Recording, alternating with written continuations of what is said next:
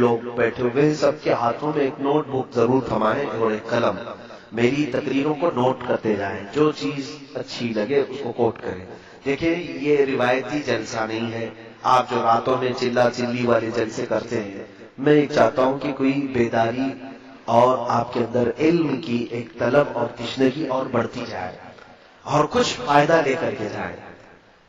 اس کے لیے ضروری ہوتا ہے کہ آپ تقریر سن کر کے واہ واہ سبحان اللہ نعرے لگا کر سو نہ جائیں، بلکہ اس کو یاد رکھیں اور دوسروں تک پہنچانے کی کوشش کریں کہ میرے پاس ایک ایجوکیشن یہ آیا ہے، تو بھی میرے بھائی سن لے.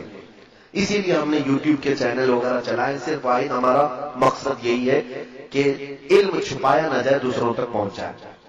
اب دجال کے متعلق کی بات سنیے. ایک حدیث پاک یہ ہوگی، سیدنا ابو بکر صدیق رضی اللہ تعالیٰ عنہ سے بھی حدیث پاک ہے. یہ مسلم شریف کی حدیث میں موجود ہے کہ آپ نے فرمایا کہ حضور صلی اللہ تعالیٰ علیہ وسلم نے دجال کا ذکر فرمایا اور ارشاد فرمایا وہ مشرق کی طرف سے ظاہر ہوگا. تو پوچھا گیا مشرق کدھر؟ کہا خراسان کی طرف. خراسان جانتے؟ خراسان یا افغان اور ایران کے علاقے کو خراسان کہتے ہیں. تو یہاں سے بھی ٹینشن ختم ہو گیا. کچھ لوگ جو ہے عرب سے کہہ رہے ہیں، امریکہ سے نہیں، ضروری نہیں. حدیثوں میں مشرق کا لفظ آیا اس طرف سے آئے گا. تو جب بھی آئے گا اس کے آنے سے پہلے کیا ہوگا؟ میں نے 2 پوائنٹ تو پہلے بتا دیے تھے. کون ہے اس کے بارے میں نے بتایا، وہ سب سے زیادہ جھوٹا ہوگا. یعنی جو خدا ہی بن کر کے آیا ہے اس سے بڑا جھوٹا کون ہو سکتا ہے. دوسری چیز یہ کہ وہ کیسا ہوگا وہ بتایا. حضور صلی اللہ علیہ وسلم نے کہا ایک ہی آنکھ ہوگی اس کی اور کانا ہوگا، اسی لیے اس کو کانا دجال بھی کہتے ہیں. اور وہ 40 دن میں پوری دنیا گھومے گا. اچھا اب تیسری بات یہ ہے وہ کب آئے گا. اس کی ایک بات یہ ہے کہ حضرت ابو بکر صدیق نے پوچھا یا رسول اللہ صلی اللہ علیہ وسلم وہ کب آئے گا؟ فرمایا دجال اس وقت ظاہر ہوگا جب سارے لوگ اس سے غافل ہو چکے ہوں گے، اس کے بارے میں کوئی بات ہی نہیں کر رہا ہوگا. آج تو ہم بات کر رہے ہیں، اسی لیے میں نے کہا مجھے ٹینشن نہیں ہے.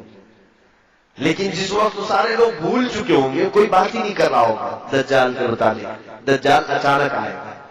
لیکن میرے عزیزوں ہمارا ایک بات کرنا بھی کافی نہیں ہے. میجورٹی آج دجال کے متعلق گفتگو نہیں کرتی. صحیح بات ہے. علماء کرام کو میں بلیم نہیں کر رہا، میں علماء کی توہین نہیں کرنا چاہتا، نہ میں علماء کی بے ادبی کرنا چاہتا ہوں. لیکن آج ہو سکتا ہے یہ مصلحت ہوگی. میں نے کثرت سے علماء کو دیکھا دجال کے متعلق یا اس ٹاپک پر نہیں بول رہے. شاید یہ حدیث پاک میں اسی لیے کہا گیا جس وقت سارے لوگ بھول چکے ہوں گے دجال کو تب دجال آئے گا. تو بھول گئے آج. دوسرے سارے ٹاپک پہ ہم گفتگو کرتے اس پر نہیں. جب تک دجال سے لوگوں کو ہم ڈراتے رہیں گے، اس کے فتنے سے پناہ مانگتے رہیں گے، لوگ وہ نہیں آئے گا، وہ نہیں آئے گا. اب اس کے آنے سے پہلے کیا ہوگا یہی میرا ٹاپک ہے. فرمایا گیا کہ جھوٹ کو سچ کر دیا جائے گا اور سچ کو جھوٹ بنا دیا جائے گا. پوری دنیا میں آج اس مشن پر پورا بہت بڑے پیمانے پر کام ہو رہا ہے. جھوٹ کو سچ بنا دو اور سچ کو جھوٹ بنا دو. اور اس میں سب سے بڑا اگر کوئی رکن ہے دجال کا تو میڈیا ہے. اسی لیے میں اپنی تقریروں میں ہمیشہ یہ کہتا ہوں لوگ گودی میڈیا کہنے لگے. گودی میڈیا نہیں، ان کو دجالی میڈیا کہو. دجال کے پلان پر عمل ہو رہا ہے. یعنی جتنا جھوٹ ہے اس کو اتنا مسالہ لگاؤ، اتنی بار بولو کہ سچ لگنے لگ جائے، اور کسی سچ کو اتنا چھپا دو کہ لوگ بھول جائیں کہ وہ کوئی جھوٹی بات ہوگی. یاد ہو رہا ہے کہ نہیں ہو رہا ہے؟ اور گناہوں کو سجا کر کے پیش کیا جائے گا کہ نئی نسل کو یہ لگے گا کہ یہ نیکی کا کام ہے. آج سود کو انٹرسٹ کا نام دیا گیا، فائنانس کا نام دیا گیا، نئے نئے نام دے رہے ہیں. گناہ تو وہی ہے نا. شراب کو الگ الگ نام دیے جائیں گے سجا کر کے. بہت سارے نوجوان ہیں ہمارے کہتے شراب نہیں پیتے، بیئر پی رہے ہیں. بیئر کیا چیز ہے میرے عزیزوں؟ نام بدلنے سے کوئی چیز کی حرمت نہیں بدلتی. نئے نئے نام. ایک بار میں پلین میں تھا، ایک ایئر ہوسٹس آئی، اس نے ایک کین دیا، سب کو دے رہے تھے. کہا یہ کریزی واٹر ہے. کریزی واٹر یہ کیا چیز ہے؟ لوگ اس کو کریزی واٹر کہہ رہے تھے. دوسرے ہمارے ساتھ جو تھے وہ لیے پی رہے تھے. میں نے پوچھا کہ وائن ہے شراب ہے؟ نہیں کریزی واٹر. میاں کریزی واٹر کا مطلب کیا ہوتا ہے؟ کیا پانی پاگل ہوتا ہے؟ کوئی پاگل پانی؟ کریزی واٹر کا مطلب؟ تو بغل والے نے کہا کہ یہ وائٹ الکوہل ہے، یعنی شراب جس طرح رنگیلی ہوتی ہے اس کو بالکل پیوریفائی کر دیا گیا ہے اور اتنا ریفائن کر کے جیسے پانی ہوتا ہے ویسی پانی کی طرح اس کو بنا دیے، لیکن ہے شراب، ہے شراب لیکن بالکل پانی کی طرح بنایا گیا، اس کو کریزی واٹر کہہ رہے ہیں. میرے عزیزوں، اس دن مجھے یہ سمجھ میں آیا کہ یہی دجال کے آنے سے پہلے جو مخبر صادق صلی اللہ علیہ وسلم نے بیان فرمایا، ہر باطل چیز کو سجا کر کے دنیا میں پھیلا دیا جائے گا. آج اس مشن پر سب سے زیادہ کام ہو رہا ہے. میں آپ کو اب یہ بات بتاؤں گا کہ مولانا آپ یہ دجال کے متعلق کہہ رہے ہیں کہ دجال کے آنے سے پہلے یہ ساری چیزیں ہوں گی، لیکن کون کر رہا ہے؟ میں یہ بھی بتا دوں، دجال کے آنے کا جتنا ہمیں خوف ہے، ہمیں ڈر ہے کہ نہیں ہے؟ حضور نے فرمایا کہ اس کے فتنے سے ڈرو کہ وہ بہت بڑا فتنہ ہے، کتنوں کو بے ایمان کر دے گا، کافر بنا ڈالے گا. میں ابھی شروع میں یہ بات کہا نا، ہم پتہ نہیں ہمارے سامنے چھوٹی بڑی چیزیں اچھمبے والی ہوتی ہیں تو ہم دل دے بیٹھتے ہیں لوگوں کے پیچھے. دیکھتے نہیں کتنے ایسے ڈھکوسلے پیروں کے پیچھے پھر رہے ہیں. اچھے پیروں کی بات نہیں کر رہا ہوں، ہمارے علاقے میں بہت سارے ایسے ہیں ساؤتھ سائڈ میں جو ایک وقت کی نماز نہیں پڑھتے، عورتوں سے اپنے جسموں کی مالش کرواتے ہیں، ان کے ہزاروں مرید ہیں. ایک بابا ہے، اس کو دودھ سے لوگ نہلاتے ہیں، عورتیں نہلاتی ہیں. اس نے تو اپنے گھر کے سامنے کعبہ تک بنا ڈالا ہے، کعبہ تک بنا ڈالا ہے. کیوں ان کے پیچھے پبلک ہے؟ میں نے پوچھا کہ تم پاگل مسلمان ہو، سامنے وہ شرک کر رہا ہے اس کے پیچھے پڑے ہو؟ کہا نہیں تمہیں معلوم نہیں بابا کے چمتکار کیا کیا ہے. کہا کیا دکھاتا ہے؟ یہ نظر بندی کرتا ہے، جادو کرتا ہے، لوگوں کے پیٹ میں سے سوئیاں نکالتا ہے، لوگوں کے پیٹ میں سے بلیڈ نکالتا ہے. اور کہتے ہیں ہم نے تو کبھی نہ سوئی کھائی نہ بلیڈ کھائی، لیکن بابا جب کہہ کر آتے ہیں تو سوئی بھی نکلتی ہے، بلیڈ بھی نکلتی ہے. کہا یہ تو نظر بندی ہے، شعبدہ بازی ہے، جادوگری ہے. اور اس کو دیکھ کر کے وہ لوگ اس کے فریفتہ ہو گئے بابا کے. اسی دن مجھے یہ بات یاد آئی، اس بابا نے تو خالی اتنا ہی دکھایا، جب دجال بارش برسا کے دکھا دے گا، سبزہ اگا کر کے دکھا دے گا، تب تو یہ قوم تو اس کو اللہ ہی کہنے لگ جائے گی، اس کو تو خدا مان بیٹھے گی. اسی لیے دجال پوری دنیا کا سب سے بڑا فتنہ ہے جو حضور نے فرمایا. اب اندازہ کیجیے آپ، رسول کریم صلی اللہ تعالی علیہ وسلم جس کے فتنے سے پناہ مانگتے ہو، وہ فتنہ کتنا بڑا ہوگا. نبی آخر الزمان صلی اللہ علیہ وسلم خود دعا کرتے تھے، اے اللہ مجھے دجال کے فتنے سے بچا. وہ کتنا بڑا فتنہ ہوگا. اس لیے ہم لوگوں کو ہلکے میں نہیں لینا ہے اس کو.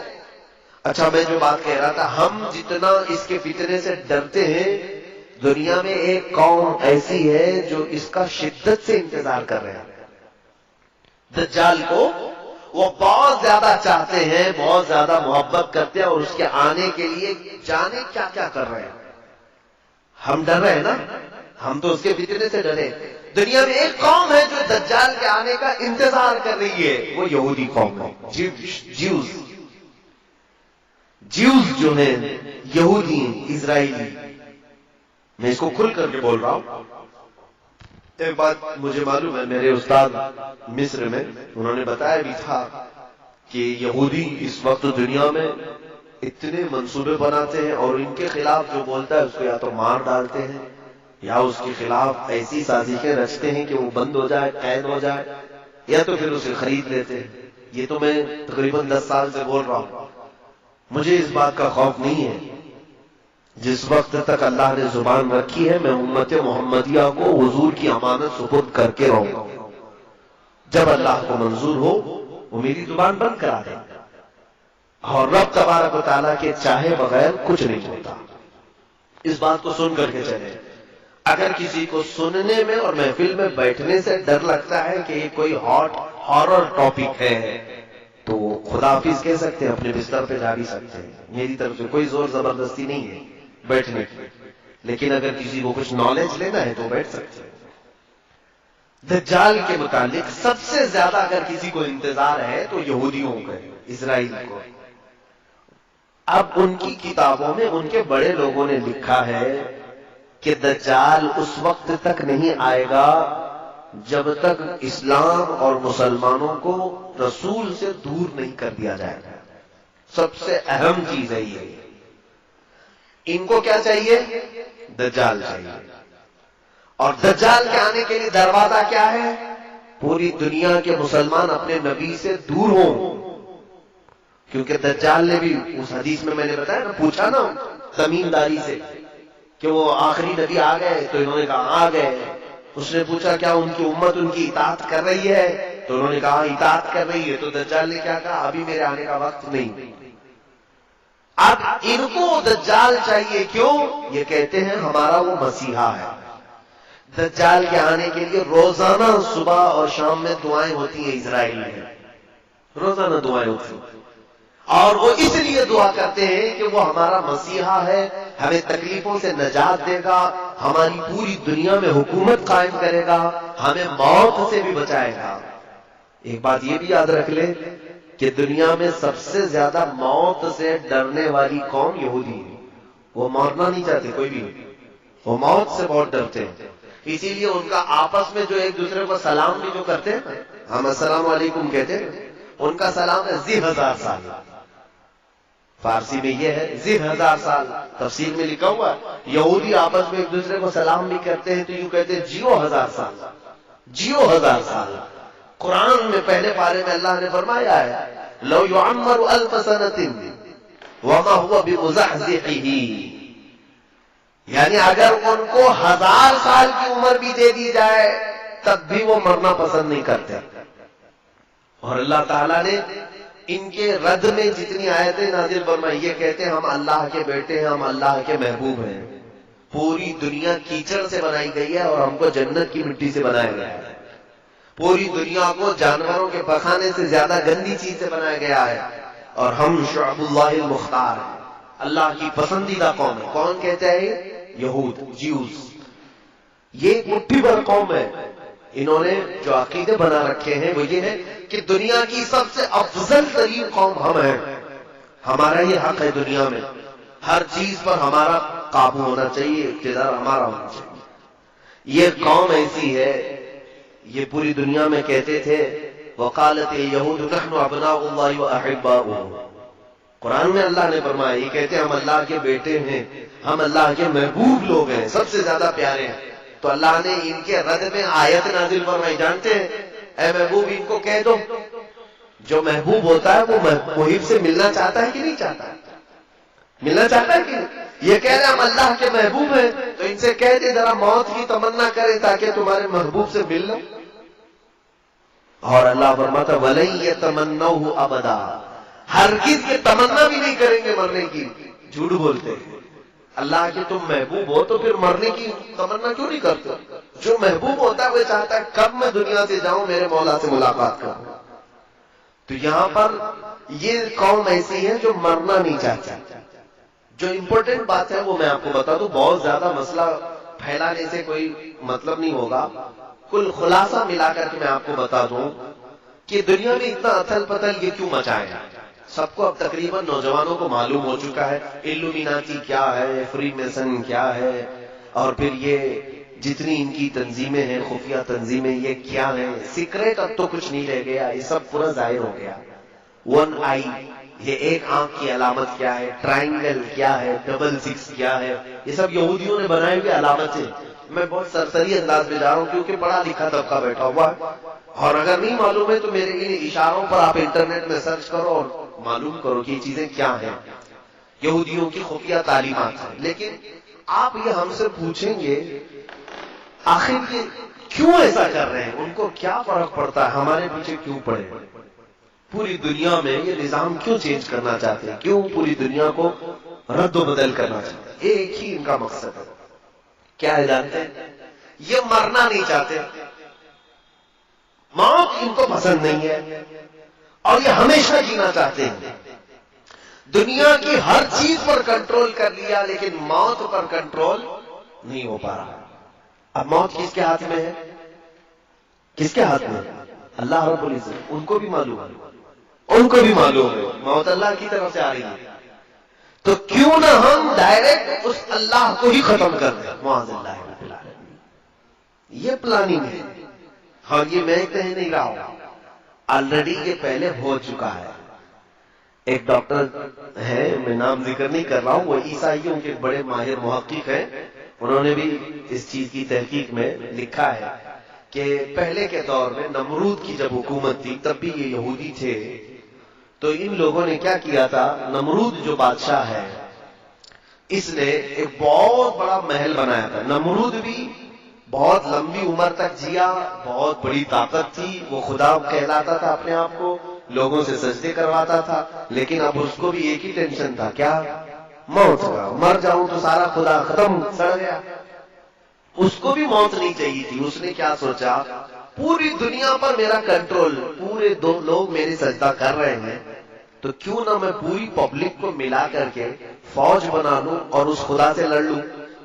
ایک بار ٹرائی کر کے دیکھتے ہیں. اس خدا کو مار کے گرا دیں گے تو پھر اب موت حیات سب ہمارے ہاتھ میں آ جائے گی. یہ پلاننگ اس وقت اس نے کیا تھا.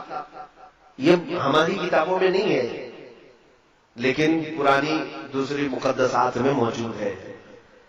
تو اب اس نے ایک بہت بڑا ورلڈ ٹاور بنایا تھا، اس زمانے کا بہت اونچا ایک محل بنایا، عمارت بنایا، اور دنیا بھر کے سارے لوگوں کو ایک جگہ جمع کیا. سب کی زبان ایک بنایا. لینگویج الگ الگ نہیں ہونی چاہیے، سب کی ایک ہی زبان، آپس میں سارے لوگ میرے وفادار. اور سب کو ٹریننگ دیا کہ خدا کے ساتھ لڑنا ہے. سب کو خدا کا باغی بنا دیا سب کو، اور سارے جوش میں. اور اتنی بلند عمارت بنائے. پوچھا کہ کیوں بنا رہے ہو؟ کہا اس پر چڑھ کر کے آسمانوں میں جاؤں گا، اس سے جنگ کروں گا خدا کو اور اس کو گرا دوں گا. میرے پاس پوری دنیا کی پبلک بھی ہے. نشے میں چور آدمی کہاں تک سوچتا ہے. سیاست بہت گندی چیز ہو جاتی ہے کبھی کبھار. آدمی خدا بننے کی کوشش کر ڈالتا ہے اور خدا کو مارنے کی کوشش کرتا ہے.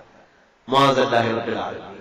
تو اس نے یہ پلان بنایا، اور یہ غالباً انجیل میں ہے، بہت پہلے میں نے پڑھا تھا. اس نے عمارت بنایا اور اوپر چڑھا بھی. پوری پبلک کو کہا کہ تم میرے ساتھ رہو گے، سب کی لینگویج ایک ہی، تم میری حمایت کرو گے، میری فوج میں رہو گے، اور میں اب خدا سے جنگ کر رہا ہوں. ایک بار اگر میں نے اس کو مار دیا تو تم میں سے سب کو میں نے ہمیشہ ہمیشہ کی زندگی دینی ہے. ٹینشن مت لینا. کسی کو 2000 سال چاہیے لکھوا لو، میں 2000 سال دے دوں گا. کسی کو 5000 سال چاہیے میں دے دوں گا. تو سارے لوگ بہت شوق میں تھے کہ مرنا ہی نہیں ہے، چلو یہ کام کر کے دیکھ لیتے ہیں. اب جب وہ اوپر چڑھا تو اب دیکھیے مقدسات جو کتابیں ہیں وہ کہتی ہیں اللہ رب العزت نے اپنے فرشتوں میں سے ایک فرشتے کو فرمایا کہ آؤ، میرے بندوں میں سے ایک بندے نے بڑی بلند عمارت بنائی ہے، چلو ذرا دیکھ لے. اللہ رب العزت نے فرمایا اور آسمانوں کی طرف نزول فرمایا، اور اپنے ایک فرشتے کو. اللہ تعالیٰ کے فرشتوں کی تعداد کسی کو نہیں معلوم. معلوم ہے کتنے لاکھ، کتنے کروڑ، کتنے ارب، بلکہ اندازہ کرنے کے لیے ایک صرف میں حدیث بتا دوں. جب بھی بارش ہوتی ہے نا، حضرت ابن عباس فرماتے ہیں ہر قطرے کو ایک فرشتہ زمین پر رکھ کر جاتا ہے، اوپر سے برسایا نہیں جاتا. ایک ایک قطرے کو ایک ایک فرشتہ زمین پر رکھ کر جاتا ہے. بارش کے قطرے نہیں گن سکتے تو فرشتوں کو کہاں گن سکتے؟ تو اتنے لاتعداد فرشتے ہیں، اس میں سے صرف ایک ہی فرشتے کو اللہ نے فرمایا تم جاؤ ذرا نیچے اپنے پر ہلاؤ. وہ فرشتہ نیچے آیا. جبرائیل کو نہیں بھیجا، میکائیل کو نہیں، اسرائیل کو نہیں، بڑے بڑے مقام والے فرشتے، ایک فرشتے کو بھیجا. اور وہ فرشتہ نیچے زمین پر آیا. اس نے صرف اپنے پر ہلایا تھا کہ یہ پوری دنیا غرق ہو گئی، اس کا سارا محل ڈھہ گیا، نمرود تباہ ہو گیا. اور اس کے بعد پھر یہ جتنے لوگ بچے تھے، کچھ اکثر تو مر گئے، جتنے بچے تھے اللہ نے فرمایا ان کی سب کی زبان کو الگ کر دو. سب کی زبان ڈیوائیڈ کر دی. اس کی زبان الگ، اس کی زبان الگ، اس کی زبان الگ. یہ بھی اللہ کی حکمتوں میں سے ہے کہ یہ پھر ایسی پلاننگ کرنے کے لیے سب جمع نہ ہو سکے، الگ الگ کر دی گئی. یہ دوسری کتابوں میں موجود ہے. تو یہ پلاننگ ان کے دماغ میں آج بھی چل رہی ہے.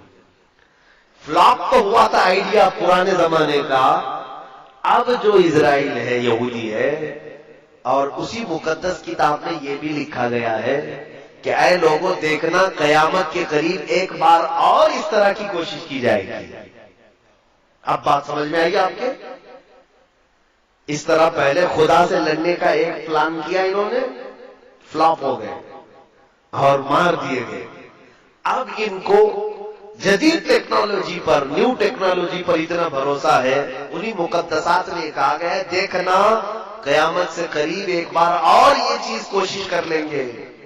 اب مجھے یہی لگتا ہے، یہ حدیثوں میں تو ہے نہیں کہ یہ لوگ خدا سے لڑنے کے لیے کوشش کریں گے، لیکن ان کی کتابوں میں لکھا ہوا ہے یہودیوں کی. اب مجھے یہی سمجھ میں آتا ہے اسی پلاننگ کے تحت یہ اسی انداز سے چل رہے ہیں. ان کو ایک مسیحا چاہیے، وہ دجال ہے جو خدا کا دشمن ہے، اور انہیں معلوم ہے دجال کا پاور کیا ہے. 40 دن میں پوری دنیا میں گھومے گا، لوگوں کو آسمان سے بارش برسا کے دکھائے گا، زمین سے سبزے اگا کر کے دکھائے گا. ان کو ایک ایسا پاورفل آدمی چاہیے جو خدا سے لڑ سکے، اس لیے وہ انتظار کر رہے ہیں. دوسرے ان کو کیا چاہیے؟ پوری دنیا کی لینگویج ایک ہونی چاہیے. تو یہ گلوبل لینگویج کے طور پر انگلش کو مشہور کر بھی رہے ہیں کہ سب کی کنیکٹ کرنے والی، سب کو کنیکٹ کرنے والی زبان انگلش ہونی چاہیے. سب کی کرنسی ایک بنانا چاہتے ہیں، اور آج تقریباً یہ کر بھی چکے. ڈالر پوری دنیا کی کرنسی بنتی جا رہی ہے. تقریباً ہر ملک اپنی ٹریڈنگ ڈالر میں کرنا چاہتا ہے. پوری دنیا کی ایک کرنسی ہو، ایک لینگویج ہو. اور آپ دیکھنا اکثر ان کے جتنے بڑے پریزیڈنٹ ہوں یا جو سٹارز ہیں، وہ اپنے بیانوں کے بیچ بیچ میں ون ورلڈ آرڈر یہ بات کہہ جاتے ہیں. نوجوان طبقہ اس کو نوٹ کر لیں، one world order. One world order کا مطلب یہ ہوتا ہے ایک دنیا ایک حکم پر چلے. الگ الگ کنٹری نہیں چاہیے ہم کو، الگ الگ سیاست نہیں چاہیے. پوری دنیا ایک ہی حکومت پر، ایک ہی آرڈر پر چلے. یہ ان کا پلان ہے. کیوں میاں، کیوں پوری دنیا کو ون ورلڈ آرڈر میں ڈال رہے ہیں آپ؟ وہی پلاننگ جو نمرود کر چکا تھا کہ خدا سے لڑنا ہے، پوری دنیا کو پھر سے جمع کرو، ساری ٹیکنالوجی جمع کرو. اسی لیے اسپیس میں بھی بھیج رہے ہیں کہ جا کے دیکھ کر کے آئے، سب تصویریں لے کے آئے کہاں خدا بیٹھتا ہے. معاذ اللہ رب العالمین. میرے عزیزوں، میں ان ترقیات کے خلاف نہیں ہوں، اسپیس کے خلاف نہیں ہوں، میں چاند کے بارے میں گفتگو نہیں کر رہا ہوں. لیکن بعض محققین نے کہا کچھ لوگوں کی شرارت یہ ہے جیوز میں سے، جو ہر نئی ٹیکنالوجی کو خدا کے خلاف سوچتے ہیں. یہودیوں میں بھی، آج میں پورے یہودیوں کی بات نہیں کر رہا، بہت سارے یہودی وہ ہیں جو ان شرارتوں کو بالکل پسند نہیں کرتے ہیں. وہ تورات انجیل پر یقین رکھتے ہیں، ایمان رکھتے ہیں. عیسائیوں میں بھی سارے نہیں ہیں، وہ بھی اپنی مقدسات پر ایمان رکھتے ہیں. لیکن کچھ ایسے ہیں جن کو عباد الشیطان کہا جاتا ہے. یہودیوں میں ایک تنظیم ایسی نکلی جو ڈیول ورشپرز ہیں، یعنی شیطان کی عبادت کرتے ہیں، پوجا کرتے ہیں. یہ ان کا پورا کیا ہوا ہے، پوری دنیا کو بدلا ہوا.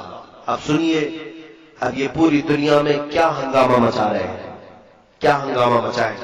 میں باخبر ضرور کرنا چاہوں گا ہر بچے کو، ہر جوان کو. میں نے مصر میں ایک کتاب پڑھی تھی، تقریباً وہ 150 سال پہلے کی ایک میٹنگ ہوئی تھی. حاخام کہتے ہیں یہودیوں کو، حاخام.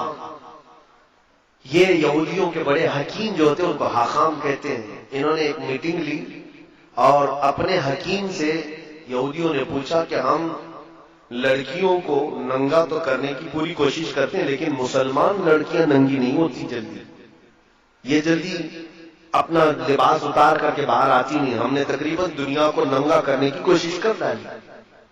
تو اس حکیم نے 150 سال پہلے کی بات بتا رہا ہوں، کیا مشورہ دیا جانتے ہیں؟ اس نے کہا تھا کہ لوگوں تمہیں فطرت معلوم نہیں انسان کی.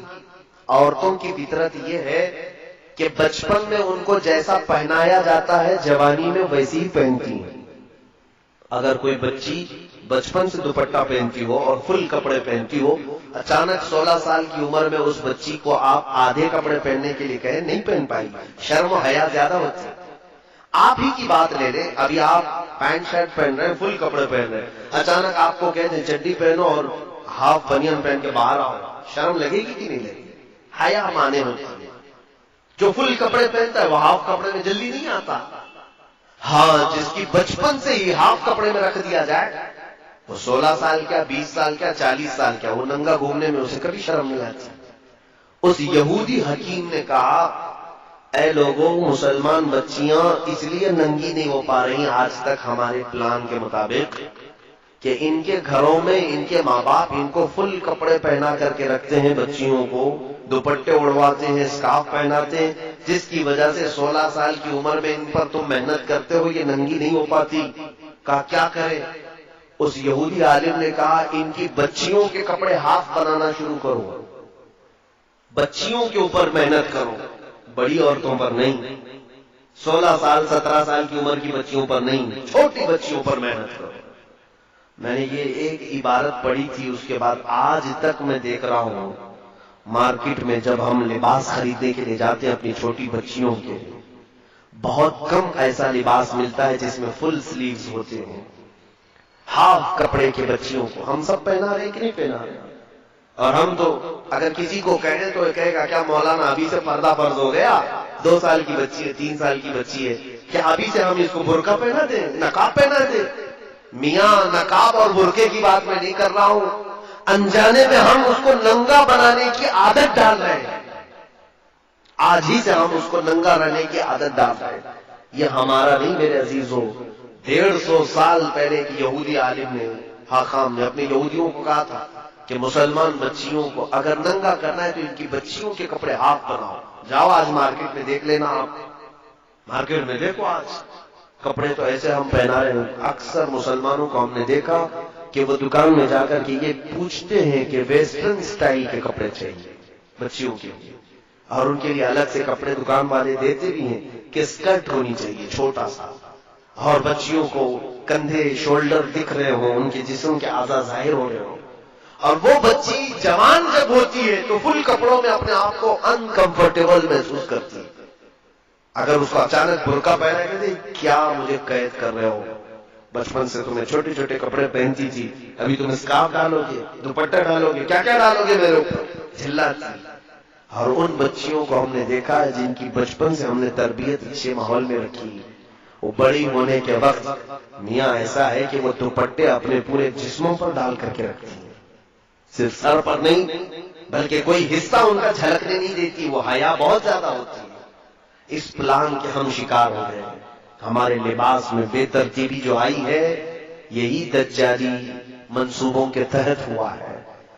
یہود جو پوری دنیا کو بے آبرو، ایک ایسی قوم دیکھنا چاہتے ہیں جو خدا سے دور ہو، اللہ تعالیٰ نے جو کہا ہے اس کا مخالف ہے، رسول جو چاہتے ہیں اس کے خلاف۔ اس مشن کے تحت ایک دو نہیں میرے عزیزوں، ہزاروں کام ہو گئے، گنانے کے لیے میرے پاس اتنا وقت نہیں ہے۔ شارٹ میں چلوں، اگر کپڑوں کو دیکھا جائے تو ہمارے کپڑے چھین لیے گئے، لباس بدل دیا گیا۔ ہر نوجوان بچہ آج ہمارا یہ چاہتا ہے کہ مجھے ویسٹرن سٹائل کے کپڑے چاہیے، ہیئر سٹائل مجھے کسی ایکٹر کا چاہیے، لڑکیاں چاہتی ہیں کہ وہ ہیروئن بن جائے، ایکٹریس کے لباس چاہیے، ایکٹریس کے ہمیں جانتے ہو یہ پورے ایکٹر اور ایکٹریس پر لاکھوں ڈالر کے لاگت پہ خرچ کیا جاتا ہے۔ کون خرچہ کرتا ہے؟ ان کے اوپر پورے جیوز یہودی خرچ کرتے ہیں کہ یہ سٹار ہے، یہ ماڈل ہے، ان کو کپڑے پہناؤ اور پوری دنیا کو دکھاؤ، ان کے ذریعے سے پوری دنیا وہی کپڑے پہنے گی جو یہ پہنے۔ آپ کو معلوم نہیں ہے بڑے بڑے سٹار ایلومیناتی ہیں، اب تو وہ اعلان کر رہے ہیں ہم ایلومیناتی ہیں۔ ایلومیناتی یہ یہودیوں کی تنظیم ہے جو صرف اسی مشن پر کام کرتی ہے کہ وہ سٹار بن کر کے لوگوں کو اپنی طرف راغب کرے۔ میرے عزیزو، ایک وقت ایسا آئے گا کہ اگر سب کے سامنے کچرا کھائیں گے تو ان کے فین ایسے ہیں وہ کچرا بھی کھا لیں گے، ان کو نشے کے عادی بنا دیں گے۔ ان پر بڑی لاگت کا خرچہ ہوتا ہے سٹارز پر کہ پوری دنیا کے ماحول کو یہ چینج کرنے والے ہیں۔ یو کے، یو ایس اے، یہاں پر سب ایکٹر اور ایکٹریس نہیں، وہاں پر سنگرز جو ہے ان کی بڑی ویلیو ہے۔ کوئی بڑا سنگر ہو اس پر لاکھوں خرچ کیا جاتا ہے، فٹ بال پلیئرز جتنے ہیں ان کے اوپر بہت ڈالر کے خرچ ہوتے ہیں.